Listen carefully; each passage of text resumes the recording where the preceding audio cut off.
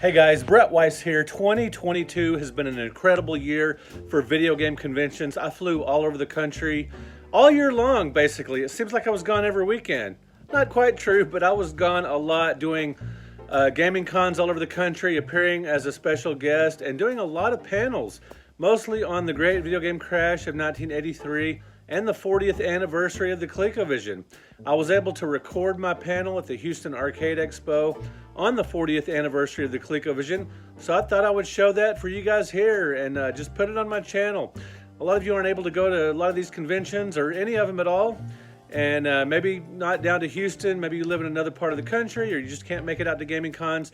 Regardless, I thought you guys would want to check it out, so here we go. The 40th anniversary of the ColecoVision, my favorite retro gaming console. So thanks for watching, guys. Remember to like and subscribe. I really appreciate you.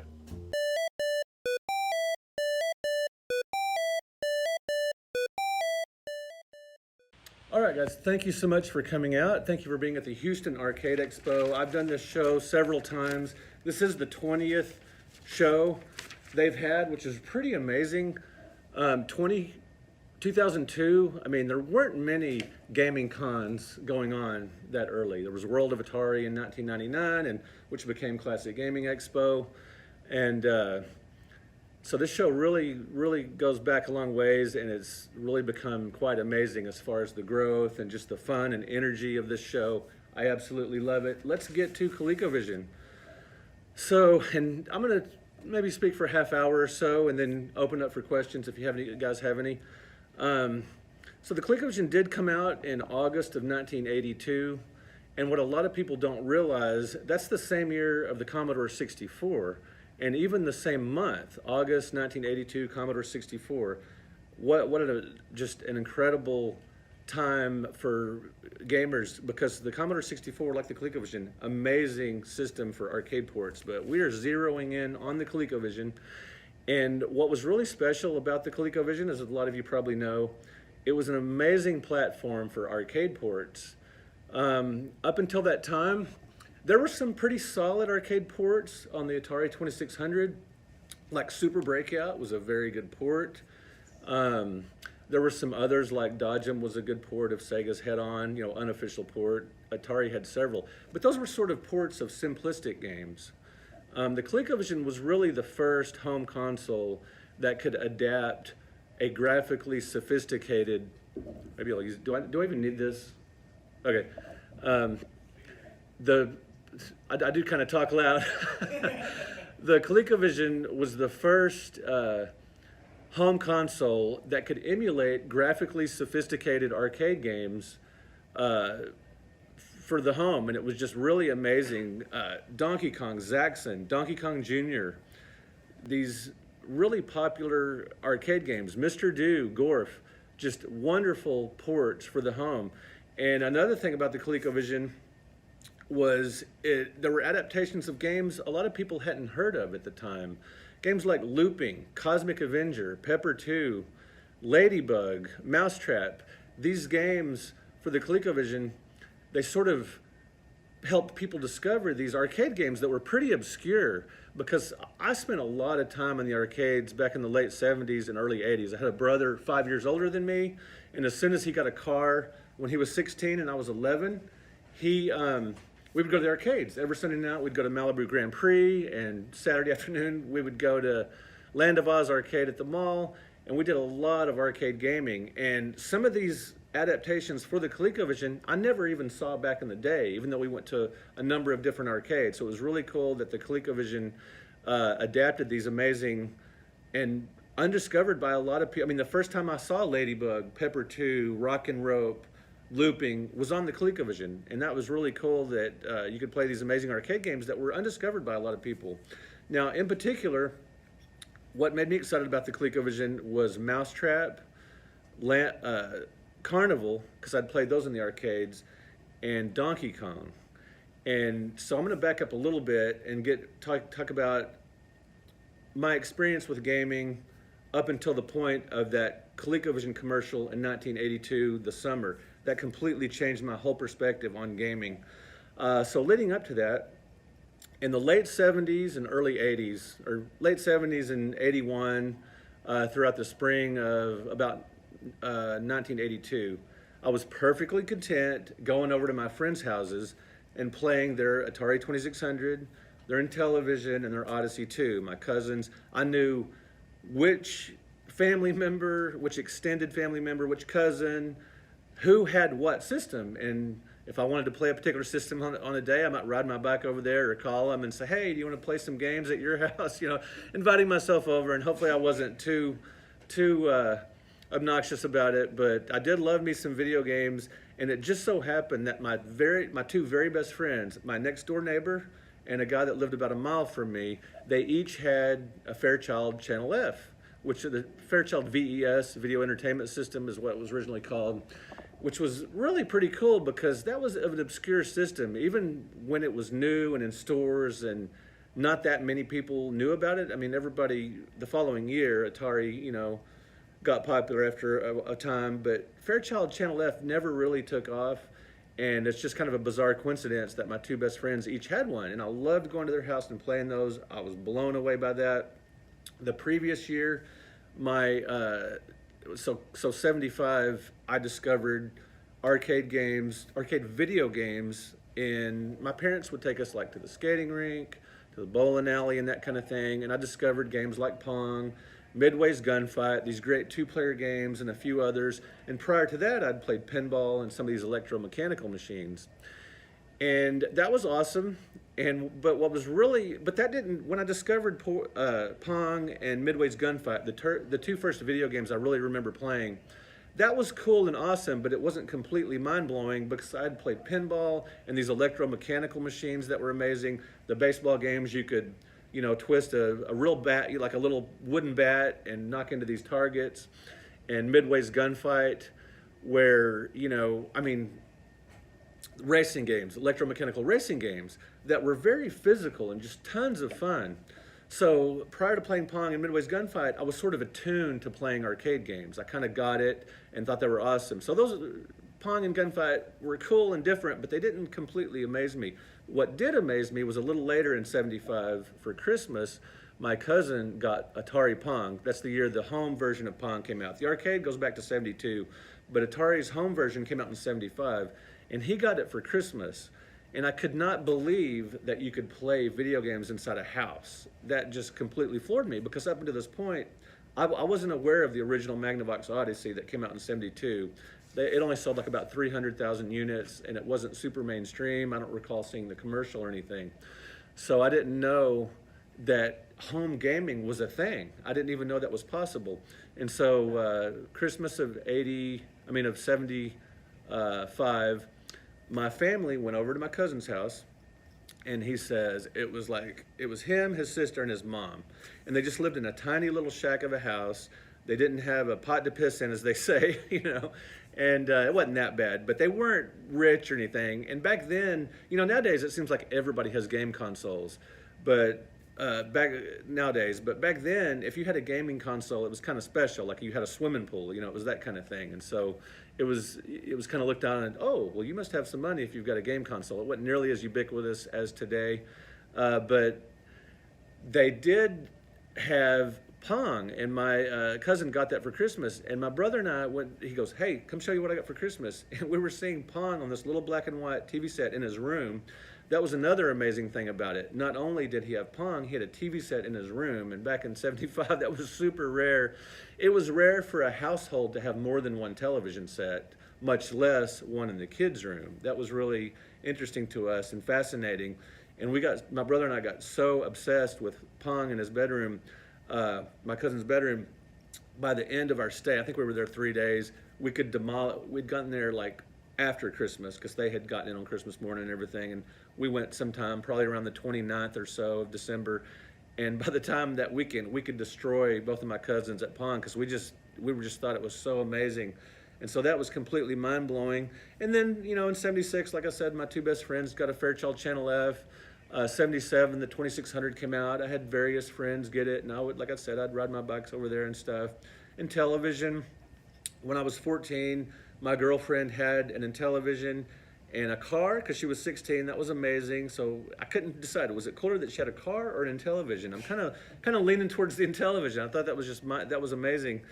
And then in 81, I actually played. My girlfriend, like the Intellivision was sort of her dad's, because her and her dad would play like Las Vegas blackjack poker. They would play football, NBA basketball, and all that kind of stuff. And I thought, that's pretty cool. But then I discovered the Intellivision space games like Astro Smash and Star Strike and things like that. And that was when I really became a big Intellivision fan. My cousin had Odyssey 2. We played the heck out of baseball and some other games. I had a friend that had a Odyssey 2 that lived within bike riding distance. I was completely content with that, just going to my friends' houses to play video games, because an Atari 2600 was $250 retail, which in 77, 78 was just, what, $900 or something compared to today, 800 or whatever. And television was even more, $300. Just out of the question for our household. There's just no way my parents were they could afford it, but they were pretty frugal, and they weren't about to buy a game console, because Christmas kind of topped out at $100, and we kind of knew that. And so asking for a game console plus games, I mean, you hear about games being expensive now. They're not, because back then, games were anywhere from $30 to $50 in that era. I remember seeing Asteroids and Missile Command for $46 at a particular place. And, if you get a console and a few games, you're talking hundreds and hundreds of dollars, over $1,000, if you want, a decent collection or whatever, and just completely out of the question. And I was content with that. We weren't the type of family that went to Disney or went on cruises or anything, and that just seemed, well, of course we don't have a game console. That's for rich people. So I was content. I was perfectly happy playing other people's consoles. But that all changed when, do any of you guys remember summer of 1982, seeing that ColecoVision commercial for the first time, or have you seen it since? It's the one where someone's standing there playing an arcade machine, and those 3D images are coming out of the screen. Now, even when I was 15 years old, back in 1982, I knew that was bogus. I knew that was just I knew that was hyperbole. You just, It was dodging. Yeah. It looked cool. It was a cool visual, and it was striking. It got your attention. But I knew that wasn't, I knew that wasn't a thing. But a little bit later in the commercial, they show him playing Donkey Kong. And I was like, there's no way that's Donkey Kong on a home console. It looked absolutely amazing. And it looked just about perfect. And I thought, my gosh, I just knew I have to get a ColecoVision no matter what. I was content playing these other consoles at other people's houses. Not so with the ColecoVision. This is one I knew I had to own no matter what. And so I was 15 at that time, so it was possible for me to save up for it or whatever. But it was $200, and then cartridges were $30, most of them. Zaxxon was $50, Miner 2049er was $50, but most of the others were $30. And, that's sort of doable at that point, but I thought, okay, what can I do here? I can mow yards, and back then you might get $5 or $10 to mow a yard. It was still going to be a stretch. And so I talked to my parents, and I said, if I kick in $100, can I get ColecoVision for Christmas? And they said, sure. And so I kicked in $100 and then $30 for Mousetrap, because that's the game that really fascinated me in the arcades, that I knew was a great port on the ColecoVision. Maybe even better than Donkey Kong as far as just arcade accuracy. And so Christmas of '82, and leading up to that, I mowed yards, I did rake leaves, anything I could think of, sold toys to friends, just anything I could think of, sold stuff at school. Because we didn't have a ton of money growing up, and it wasn't because we didn't have money, it's because my parents were frugal. And so the $1 a week allowance or whatever, and my brother and I would go to the arcades. We might have $1.50 between us, going to the arcades, when we were too young to work or whatever. We would go look in coin slots. We would look for pinball games that just happened to have a credit on them. If you'll remember, so matching in pinball, when a pinball game is over, you wait, and if your final two digits are the same as the match that they throw up, pop a free game. So you got 10% chance to pop a game. We would go up behind parents and kids and people that just casual gamers or whatever, thinking they probably don't know about matching. And so we'd wait till their game is over and they'd walk away. we'd have a 10% chance of them popping a game, and we would wait. That's how desperate we were to play video games. So we'd end up staying at the arcades all day on $1.50 or $2 or whatever we brought with us, just looking for. Sometimes we'd find a token under a machine.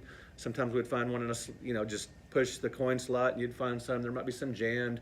Every once in a while, for whatever reason, you'd see a random credit on an arcade machine.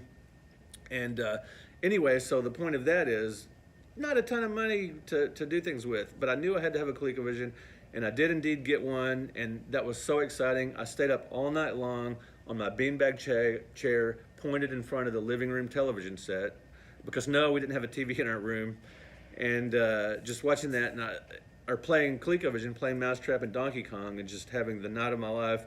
But man, getting up from that about 6 or 7 that morning, oh my gosh, I had this horrible crick in my neck, just sitting there. So the moral is, get up and walk around, go outside a little bit if you're having a gaming marathon.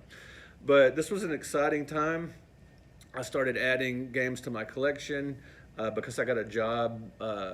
When I turned 16, I got a job at a barbecue restaurant, and I quickly worked my way up from making $3.35 an hour, which was minimum wage at the time, to making $5.50 an hour. They promoted me as a supervisor when I was 16 years old, making $5.50 an hour, and here I am, 16 years old, telling people in their 20s and 30s what to do, and they didn't take too kindly to that.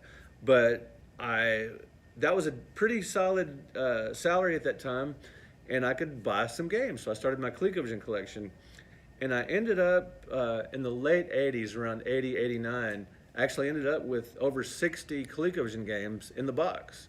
And that was pretty exciting. And every once in a while, you might find one at a garage sale or something. But I did make the fatal mistake around 89 or so of throwing out all my boxes, including for rare games like It's Only Rock and Roll, and The Heist, and just all these third-party boxes that are just impossible to find today. But anyway, I did keep all my cartridges and all my instruction manuals, and that was pretty exciting. So Coleco made these amazing arcade ports, and I would say next to Coleco, the top developer for the console, I feel, is Parker Brothers. They did some amazing arcade ports, some great games for ColecoVision. They weren't quite as arcade perfect as Coleco stuff, but still really solid. Frogger, Tutankhamun. That's the first time I ever played Tutankhamun. I don't know if you guys have played that game. It's like a maze shooter. Great game. The ColecoVision version didn't have the smoothest scrolling, but it was still a lot of fun. And that's another one of those arcade ports. I discovered the arcade game on the ColecoVision before I ever saw it in the arcade, so that was really exciting. Mr. Doo's Castle, another one like that. Popeye, which I had played in the arcades, and that was a really solid adaptation for ColecoVision. Cubert and Cubert's Cubes. Cubert's Cube is rare in the arcades and on the ColecoVision. Very hard game to find either way, and that was the first time I'd played that game, was on the ColecoVision. So I discovered all these great games, really exciting times. I remember one time, so as a kid, or a teenager, I guess you could say, I don't know if 15 counts as kids, 16, whatever the case, I would go through the Sunday paper each week looking for video game sales just to see if there was any kind of deals. And I remember Sears offering a game called War Room for $23, and that was the first ColecoVision game I saw that was under $30. So I was 16 at the time, so I rushed out to go buy it, and I was sort of game chasing, game collecting before that was a thing. And I lived through the great video game crash. I did a panel on that last year on that topic, and it was an amazing time to be a game collector because I had no idea the market was crashing. I don't think, when I'm 16 years old in 1983 and I've got a car and a job, I'm not thinking about the industry at large or any kind of overarching ramifications. I'm just thinking all these stores like Toys R Us and KB Toys are dumping games. And I first noticed this, and I'll get to a couple of reasons about the crash in a minute, but just very briefly, but living through it was really a remarkable experience because suddenly these games that are so out of reach price-wise, $30, $40, $50 or more, are suddenly $14.99. That was the first indication I saw. I saw an ad in the paper on one of my digging through the Sunday paper where suddenly all these games that are typically $30 or more were $14.99. and then they had some for $9.99 as well, and I was like, wow, that's a really good deal. But not super weird or anything. It's just like, wow, they're marked them down like they do other stuff. But then you start suddenly seeing bins in front of KB Toys, you know, out and Toys R Us and Circus World and all these stores with games marked down to $4.99 and then $2.99, $1.99, and then I saw some as low as 99 cents. And I've heard people say they saw games as low as 49 cents and a quarter, like at Big Lots. Big Lots goes back a ways, or some other places. The cheapest what is the cheapest some of you guys ever saw? Do you remember the crash or anything like that? Yeah, I distinctly remember this as a kid. I don't remember seeing anything less than $1, but they have a lot of pick any 2 or 3 for like $2 or. Yeah, they would do 2 for $5 or whatever, stuff like that. But yeah, I saw, you know, and 99 cents, you know, so I start driving from store to store, just collecting all these games that just kind of look cool to play. It never would have occurred to me in a million years to buy duplicates or anything, or multiples, or to resell or anything.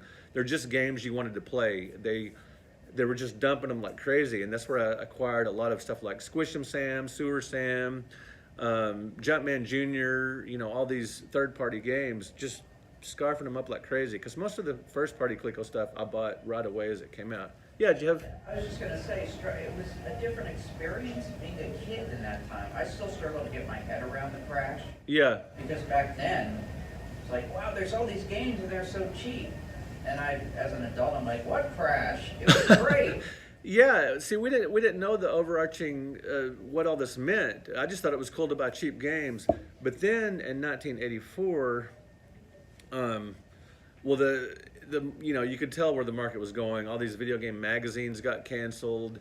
In 1985, the ColecoVision was officially discontinued, and that just killed me. I had no idea the market, all these cheap games meant the industry was in trouble. You know, I'm a teenager. I'm not thinking that way. I'm thinking about girls and cars and basketball and all that kind of stuff. I'm not thinking of industry.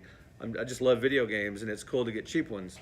And also that same year, DC Comics killed off my favorite superhero, The Flash, in the Crisis on Infinite Earths. I don't know if any of you guys are comic book fans, but they killed off The Flash in this big, epic, universe-spanning event, and he's the one superhero that stayed dead. You know, all these other superheroes, you know, they die, and the next day they're fine. You know, they have a cup of coffee, and they're over it. But The Flash, they kept him dead forever. But anyway, that's a story for another day. So 85 was the year I graduated high school. You know, I'm having, oh, this is cool, you know, graduating high school, but my pop culture world is crumbling apart before me.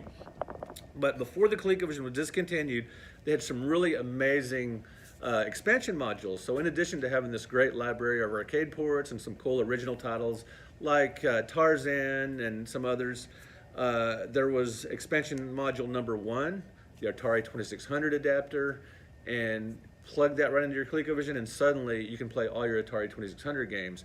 During this era, it was considered, I don't even think people thought about it. Once you got a new game console, your old one was put out, for most people, was put out to the curb, literally thrown away, or it was put in the attic, or it was given away to a charity or a thrift store or something like that. It was donated. People just typically did not have 2 or 3 consoles around the TV. It just wasn't a thing yet. And so that was expansion module number 1. With that 2600 adapter, suddenly your older library of games became relevant. So people would kind of keep their Atari stuff when they had a Coleco. You know, you upgrade to the ColecoVision, which was a cool thing to do, but then you could have this adapter and you could have your Atari games too. That was awesome. And expansion module number 2, the driving controller for Turbo and Pit Stop and Destructor and maybe a couple of others. Dukes of Hazzard, yes. I think there weren't many 4 or 5 games that were driving controller compatible.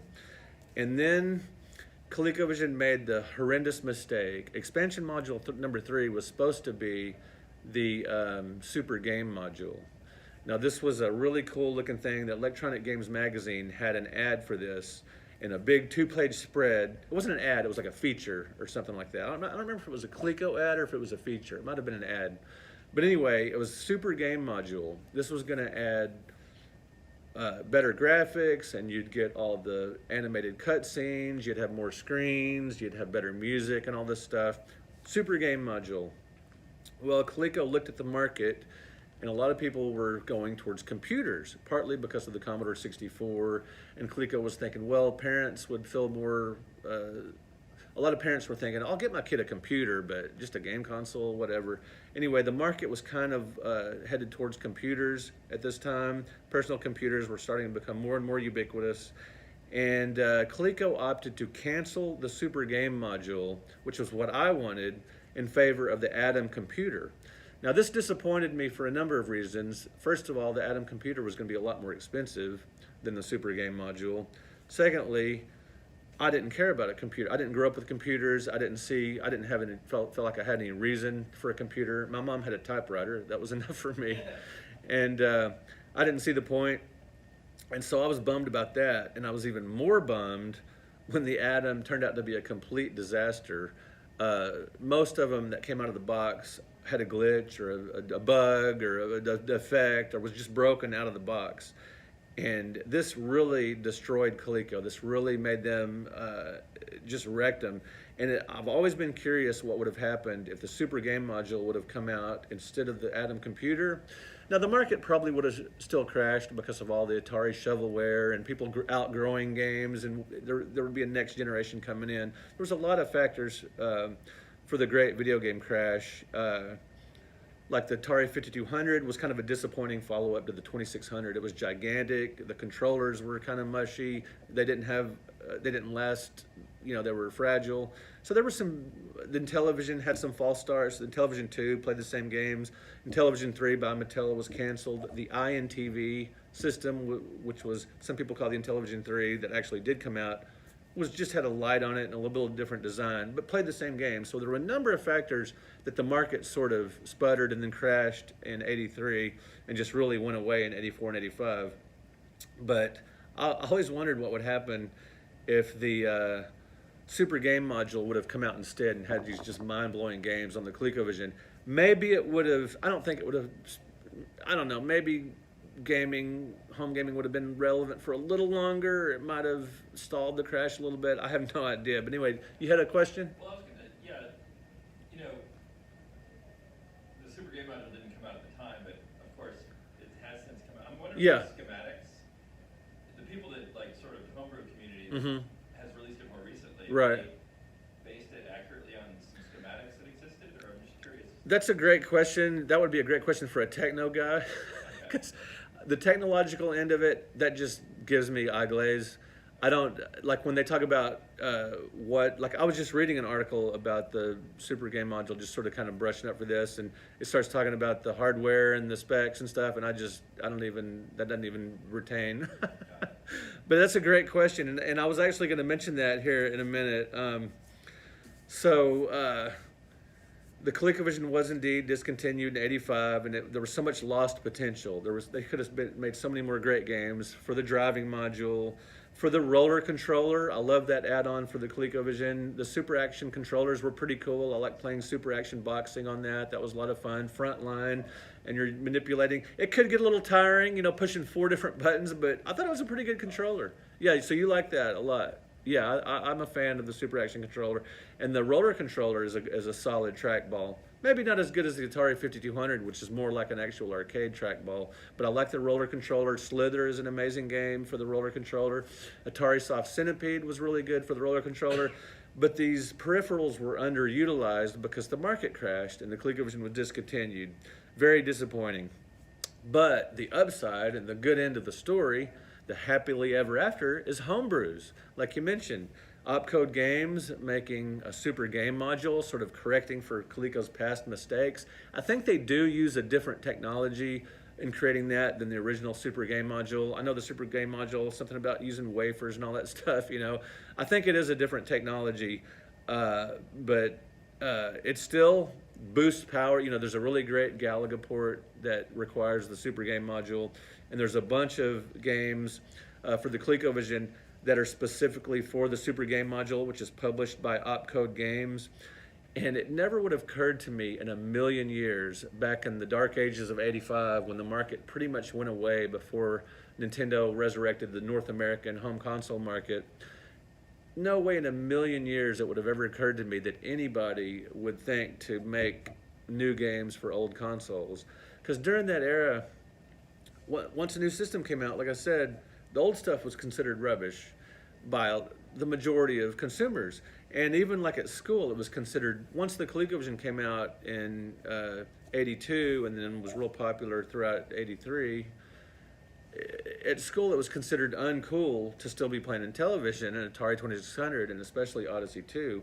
And so it was hip and trendy, the ColecoVision, and the old stuff was considered garbage. Well, after the ColecoVision, after the crash, and after the NES brought the home market back in North America and resurrected the magazine market, pretty much popularized it at least, and then the Super Nintendo and Genesis and all this amazing stuff, all the old stuff was just considered just left in the past.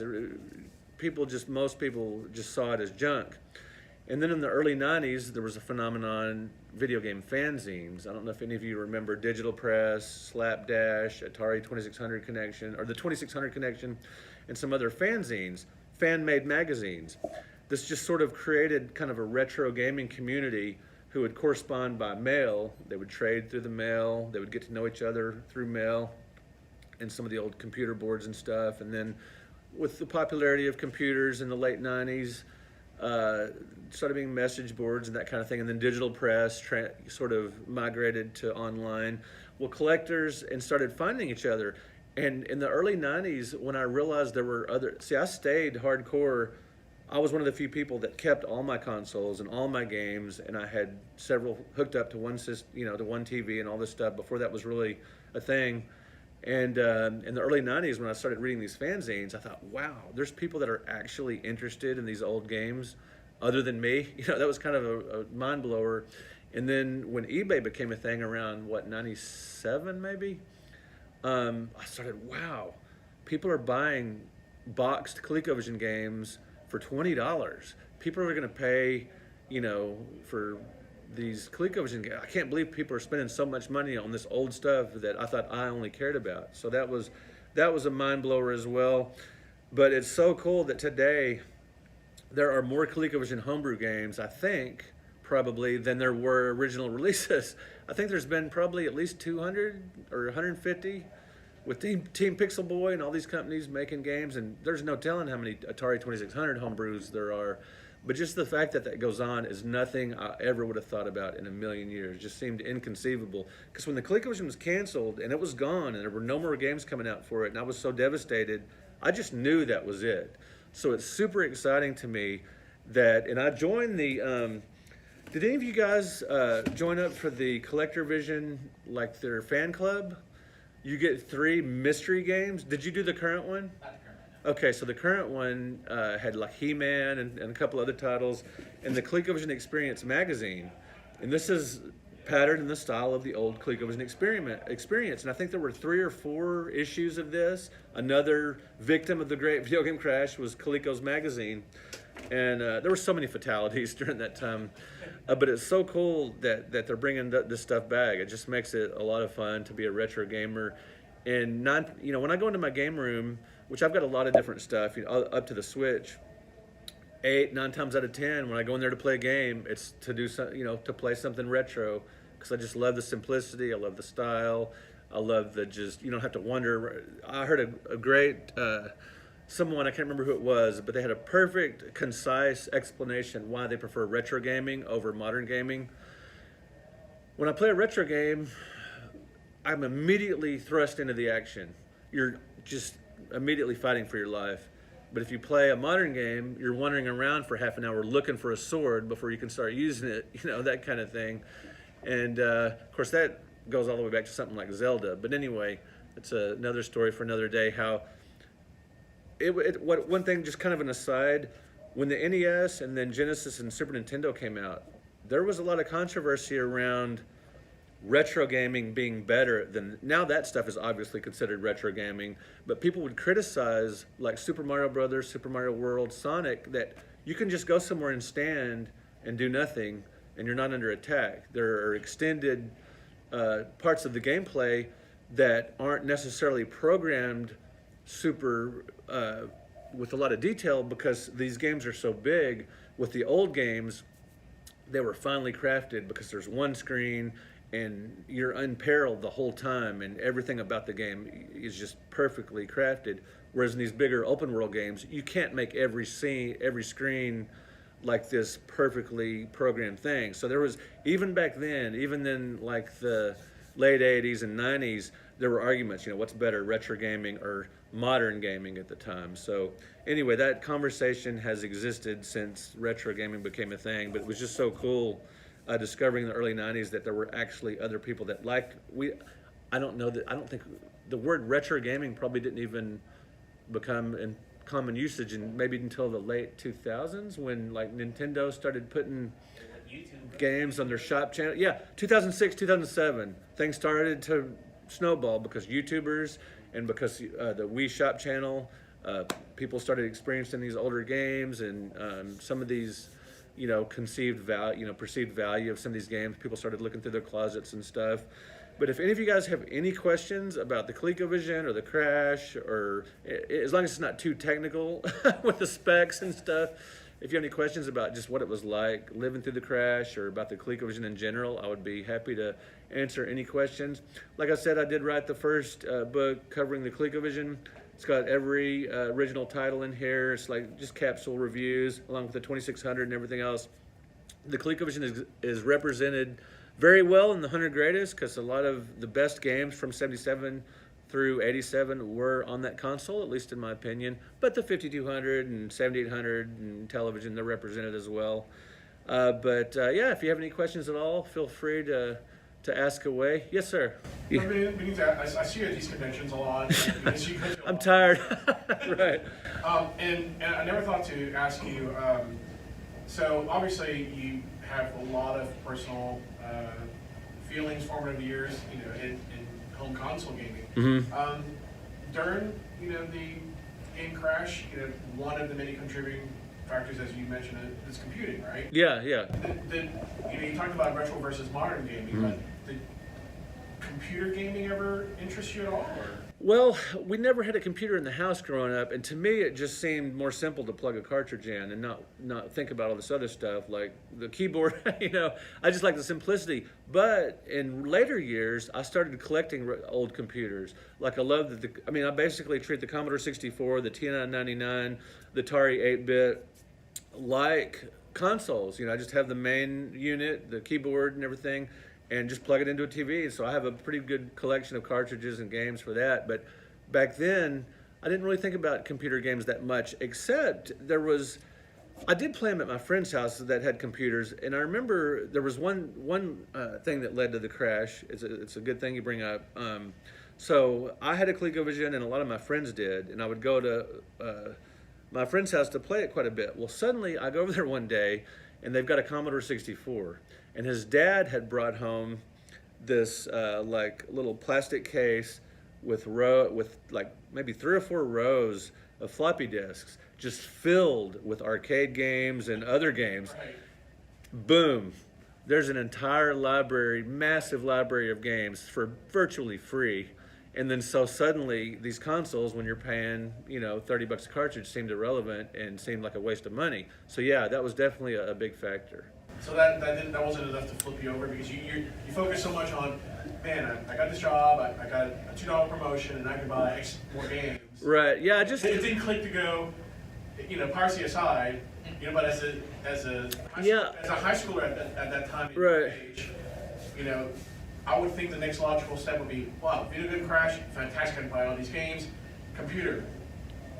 Right. Also, You would think so. $2 for a floppy, now I have, Yeah, you would think so. And I don't know. I already had a pretty substantial collection at that point, and with the Crash games being so cheap, and then games started showing up in garage sales too. I just kind of been a console gamer from then on. And I did get a Mac in the 90s and do some like Dark Forces, Star Wars game, and Doom, of course. I played Doom. I played some of the bigger computer titles, but as far as like becoming, getting a Commodore 64 to replace my ColecoVision or anything, that was never really much at the forefront for whatever reason. I remember one thing, in high school, I took a computer course. I thought, okay, I really need to get with it and learn about computers.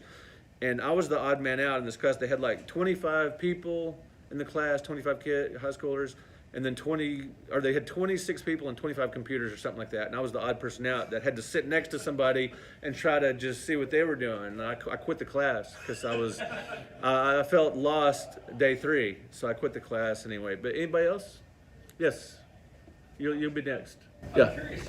I'm going to ask a question about the ColecoVision controller, and maybe if you can put yourself in the mindset at the time, what you thought about it at the time. Yeah. Like in reflection, I think a lot of people might agree that like controllers got better later. Well, see, I remember when it came out. I don't know that I had as much heartburn as sort of like in reflection. Everybody talks about. Right. So the ColecoVision controller.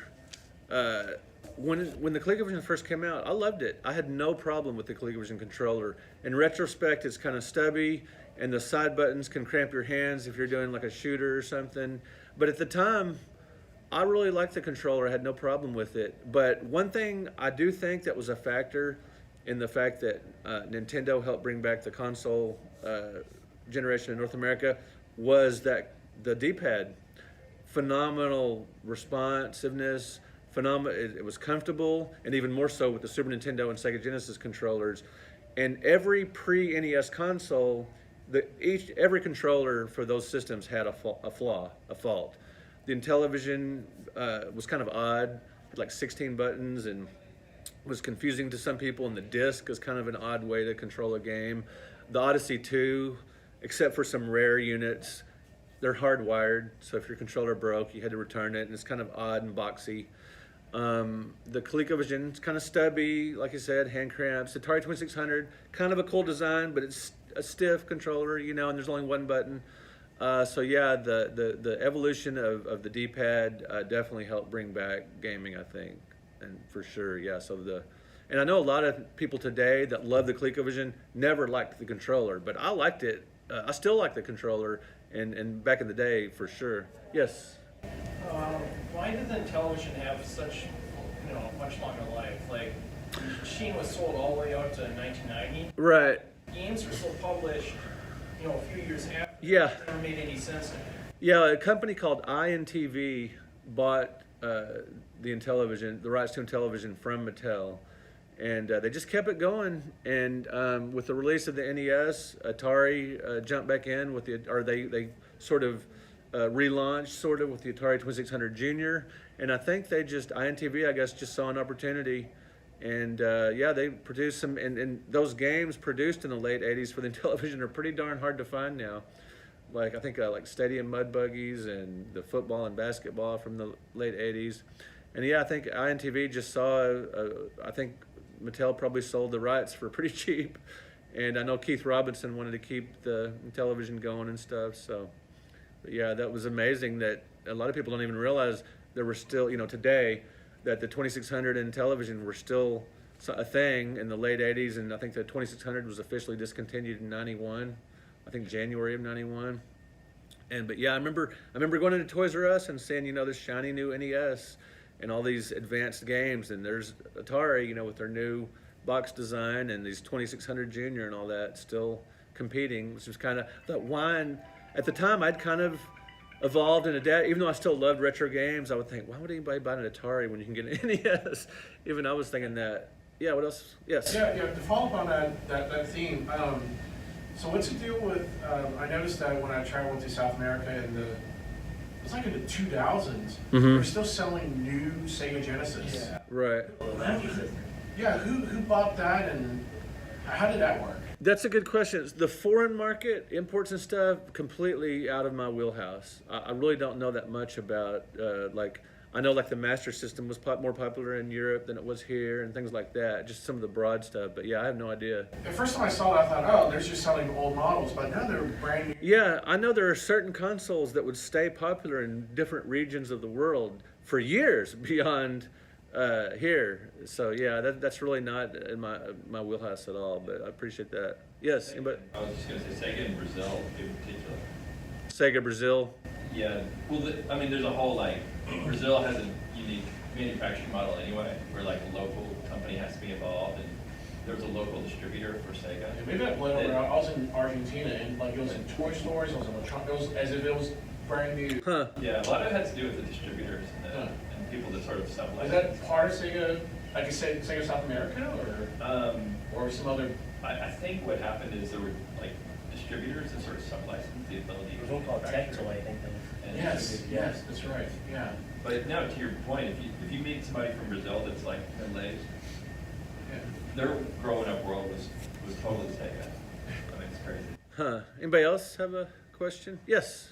So back in the day, like in the early '80s, music generally, of course, you're a music guy, so Mm-hmm. back then, music in games wasn't really a thing that much. So Right. would you like prefer to like take in like the ambient noises of say playing Yard's Revenge, or would you throw on some early '80s Iron Maiden or Saxon? Or That's a great question. So typically when I would game, I would have my record player going, and I would have it like an arcade where you could hear both. So I could hear the bleeps and bloops, and I could hear the video game, but I would have the music cranked up too.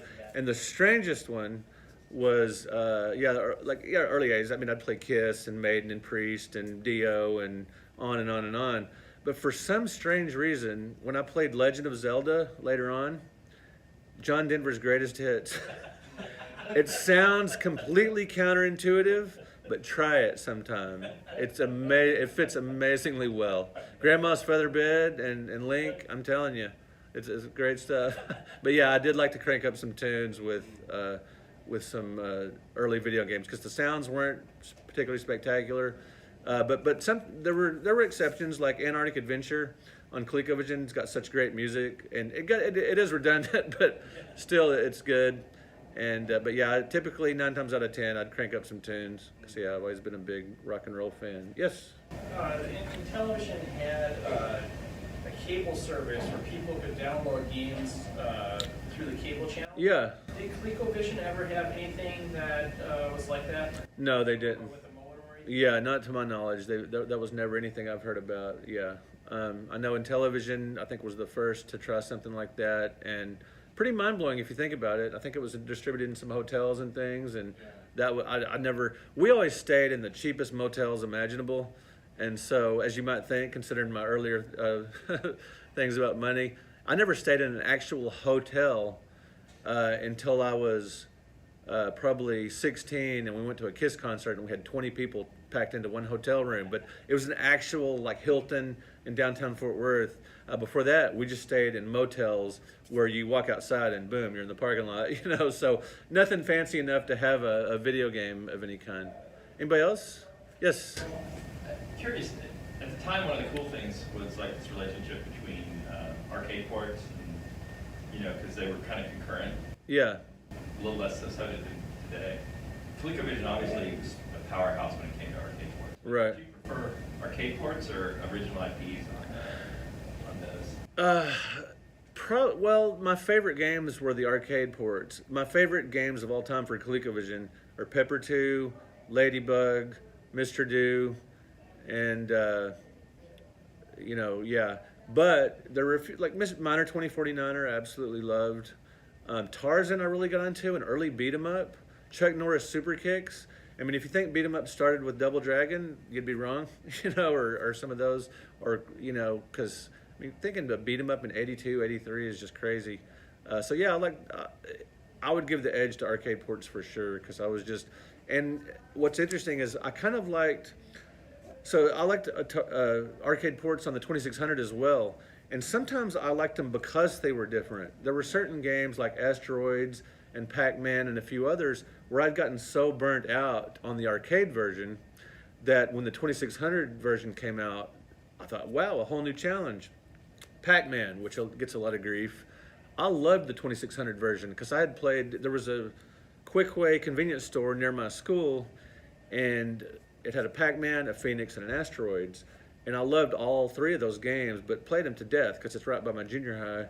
And I might have played hooky a few times to play, but back then, truancy, it wasn't that big of a deal, it seemed like, because I would play before school and after school, and sometimes I'd be late to school from playing those games. But when I played the home version, Pac-Man was so much different to me. That was just a new challenge, and I could play Pac-Man anytime I wanted at home for a quarter. But yeah, to answer your question, it was definitely the arcade ports. I mean, Frenzy was so great, and Turbo, Saxon. So yeah, the ports for sure. Anybody else? Got a few more minutes if anybody has any more questions.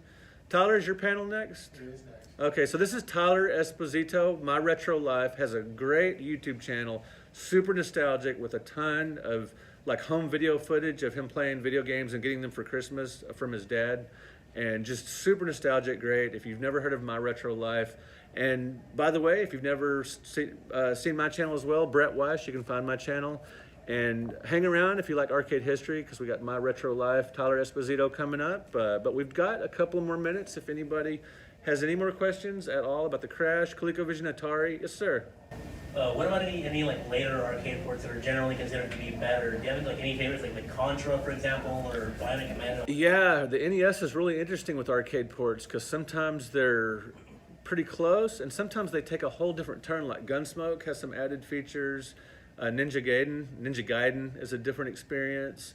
Rygar adds some adventure elements to it. So yeah, I like when they do that. I think that's pretty cool. And Contra in particular, much better at home than in the arcades. I love it. Yes. What homebrews have impressed you with, like, what they eked out? Like, I've seen some Nintendo homebrews, and you know, I don't think the programmers back then would have been able to have done.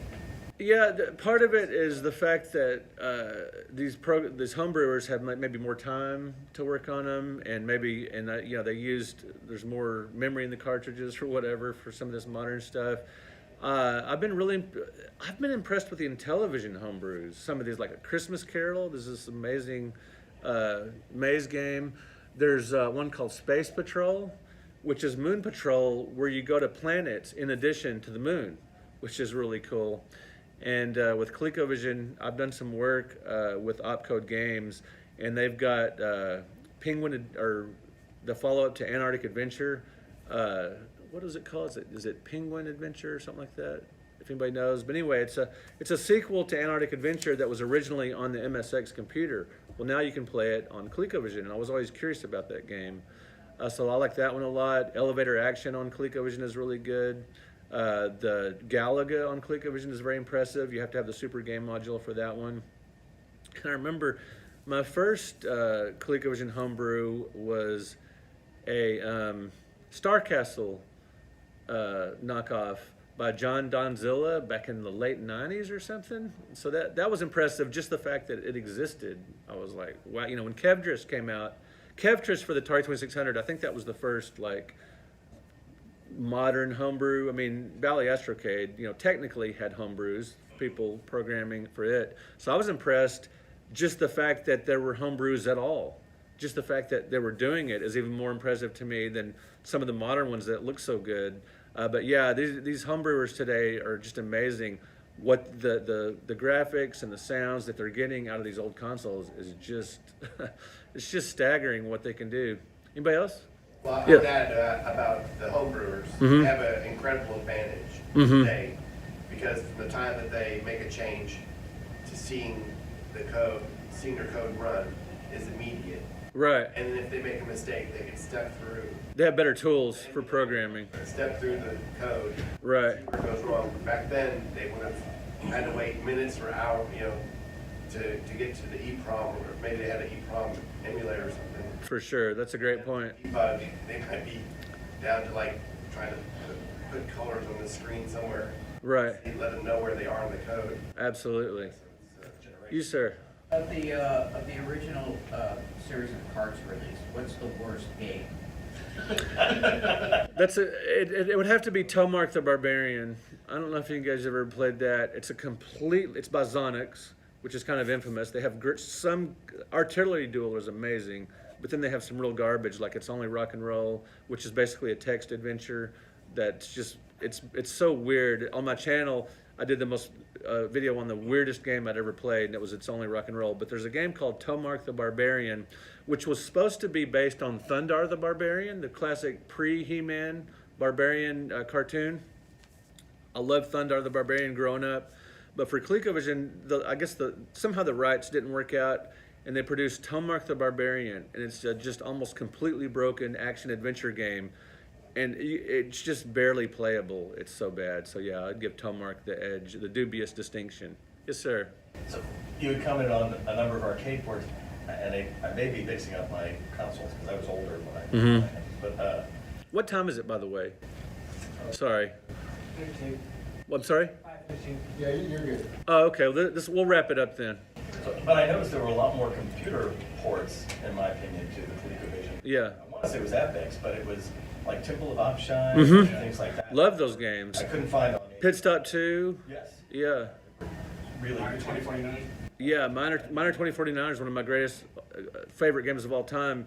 And the bragging point on it was the ColecoVision version had 11 screens, whereas the computer versions had 10. And you know, that was very, you know, on the playground, well, I was 15, so maybe not a playground, but on the basketball court, that was bragging rights. All right, guys, thank you so much. If you want to come by my booth after and check out my books, I've got, you know, a lot of ColecoVision stuff, NES stuff.